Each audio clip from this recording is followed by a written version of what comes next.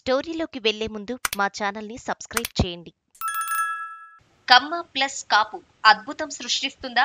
AP అంటేనే కులాల సంకుల సమరం. అది ఈనాటిది కాదు, స్వాతంత్రం కాలం నుంచి ఉంది. ఇంకా చెప్పాలి అంటే ఉమ్మడి మద్రాస్ స్టేట్ నుంచి ఆంధ్ర రాష్ట్రం విడిపోయినప్పటి నాటికి ఇంకా ఎక్కువగా ఉంది. కమ్మవారు రెడ్లు మధ్య రాజకీయ విభజన స్పష్టంగా ఆనాటి నుంచే ఉంది. మిగిలిన కులాలను తమకు అనుకూలంగా చేసుకుని రెడ్లు కాంగ్రెస్ పార్టీ ద్వారా ఉమ్మడి ఏపీని 3.5 దశాబ్దాల పాటు నిరాటంకంగా పాలించారు. ఇక రెడ్ల ఆధిపత్యానికి విసిగి కమ్మలు 1983లో టీడీపీ ద్వారా సొంత రాజకీయ అస్తిత్వాన్ని సాధించారు. అలా గత 40 ఏళ్లుగా కమ్మ రెడ్డిల మధ్య ఏపీ రాజకీయం నిలువునా చీలిపోయింది. ఇక ఏపీలో మిగిలిన ప్రభావవంతమైన సామాజిక వర్గాలు చాలా ఉన్నాయి. వాటి జనాభా కూడా అత్యధికం. కానీ అవి రాజ్యాధికారాన్ని ఏనాడు అందుకోలేకపోవడానికి కారణం ఈ రెండు అగ్రకులాల దూకుడు రాజకీయం, అంగబలం, అర్ధబలంతో చేసే వ్యూహాలే అన్నది ఒక విశ్లేషణగా ఉంది. ఇక కాపులకు రాజ్యాధికారం కోరిక కమ్మల తరువాత ఏర్పడింది.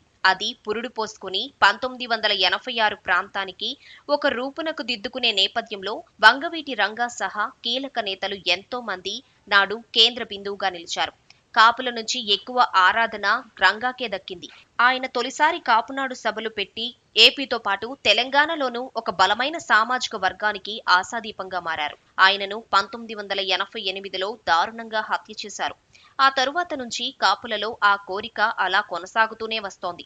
ఈ మధ్యలో ఎంతో మంది కాపులకు సారథ్యం వహించాలని ప్రయత్నాలు చేశారు. కానీ సామాజిక పరమైన బలాలకు తోడుగా రాజకీయ సమీకరణలు నిలవకపోవడంతో అవి కొంతవరకే సక్సెస్ అయ్యాయని చెప్పక తప్పదు. ఇక మొదట్లో కాంగ్రెస్ లో అన్ని సామాజిక వర్గాలు పనిచేశాయి. అయితే కమ్మలు రాజకీయ అస్తిత్వం బలంగా చాటుకున్నాక కాపులు కూడా జనాభా పరంగా అత్యధిక శాతం ఉన్న తామెందుకు ముందు వరుసలోకి రాకూడదు అన్న చర్చను బయటకు తెచ్చాయి.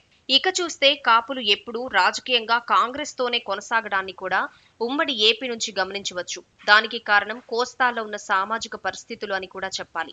కమ్మ వర్సెస్ కాపుగా చాలా జిల్లాలలో పరిస్థితులు ఉండటం కూడా వారు కాంగ్రెస్ తో ప్రయాణించడానికి కారణమని అంటారు. కమ్మలకు తెలుగుదేశం అండగా ఉంటే కాపులకు కాంగ్రెస్ ఆలంబన అయింది. కాపులు టీడీపీ ఆవిర్భవించాక 1-2 సందర్భాలలో తప్ప ఎప్పుడూ పెద్దగా మద్దతు పలికిన నేపథ్యం కూడా లేదు. అది ఎన్టీఆర్ టీడీపీ పెట్టిన మొదట్లో, అలాగే విభజన ఏపీలో చంద్రబాబుకు 2014లో కాపులు ఒక పెద్ద సెక్షన్ మద్దతుగా నిలిచారు. ఈ మధ్యలో జరిగిన అనేక ఎన్నికల్లో సైతం వారు కాంగ్రెస్ వైపే ఉంటూ వచ్చారు. ఇక 2019లో కూడా కాపులు వైసీపీకే మద్దతు ఇచ్చిన సంగతి గుర్తు చేసుకోవాలి. అలా సామాజిక పరంగా చీలిన కమ్మ కాపులను కలిపే ప్రయత్నమైతే 2024 ఎన్నికల్లో జరిగింది.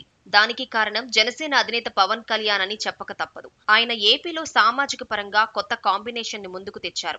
కమ్మ కాపుల కాంబోతో ఏపీలో వైసీపీని గద్దెదించవచ్చు అన్నది ఆయన రాజకీయ వ్యూహం. ఇదే వ్యూహం చంద్రబాబుకు ఉంది. దాని ఫలితంగా మరోసారి కాపులు టీడీపీ కూటమి వైపు మొగ్గు చూపారు అన్నది పోలింగ్ అనంతరం వస్తున్న ఒక విశ్లేషణ. అది గోదావరి జిల్లాలతో పాటు కృష్ణా, గుంటూరు దాకా ప్రభావం చూపించిందని, ఉత్తరాంధ్రలో విశాఖ వంటి చోట్ల కూడా రాజకీయ సమీకరణలను మార్చిందని ఒక చర్చగా ఉంది. కమ్మ ప్లస్ కాపు ప్లస్ ఇతర వర్గాలు అన్నది టీడీపీ కూటమి వెనుక ఉన్న సామాజిక పరమైన పునాదిగా అంటున్నారు. వైసీపీకి సంప్రదాయ సెక్షన్లు ఉన్నాయి. ఎస్సీ, ఎస్టీ, మైనారిటీలు ఆ పార్టీకి గట్టిగా సపోర్టర్లుగా ఉంటూ వస్తున్నారు. ఇక వైసీపీ అధికారంలోకి వచ్చాక బీసీలను కూడా తమ వైపు తిప్పుకోవడానికి ప్రయత్నాలు చేసింది. అలా టీడీపీకి ఆది నుంచి వస్తున్న బీసీ ఓటు బ్యాంక్ కి చిల్లు పెట్టింది. ఇక ఇప్పుడు చూస్తే కనుక ఉత్తరాంధ్ర, కోస్తా జిల్లాలలో కాపులతో పాటు బీసీలు కూడా అత్యధికంగా ఉంటారు. ఇందులో ఎవరి వాటా ఎంత తీసుకున్నారు అన్నదే రేపటి ఎన్నికల ఫలితాలను నిర్ణయించే అంశంగా ఉంది. మెజారిటీ కాపులు టీడీపీ కూటమికి జై కొట్టినట్లుగా పోలింగ్ సరళి తెలియజేస్తున్న నేపథ్యంలో మెజారిటీ బీసీలు ఎటు ఉన్నారు అన్న దానిని బట్టే రేపటి అధికారం ఎవరి చేతిలోకి వెళ్తుంది అన్నది తేలనుంది. కమ్మ ప్లస్ కాపులకు బీసీలలో మెజారిటీ తోడు అయితే ఏపీలో సరికొత్త సామాజిక ముఖ చిత్రం ఆవిష్కృతం అవుతుంది అన్నది రాజకీయ విశ్లేషణగా ఉంది. ఈ వీడియో నచ్చినట్లయితే లైక్ చేయండి, సబ్స్క్రైబ్ చేయండి.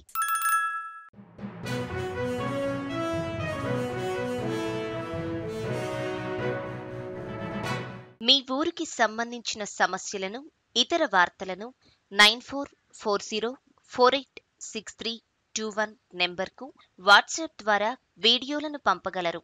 వాటిని మా తెలుగు టీవీలో ప్రసారం చేయటం జరుగుతుంది. మెరుగైన సమాజం కోసం మీతో మేము అడుగులు వేస్తాం.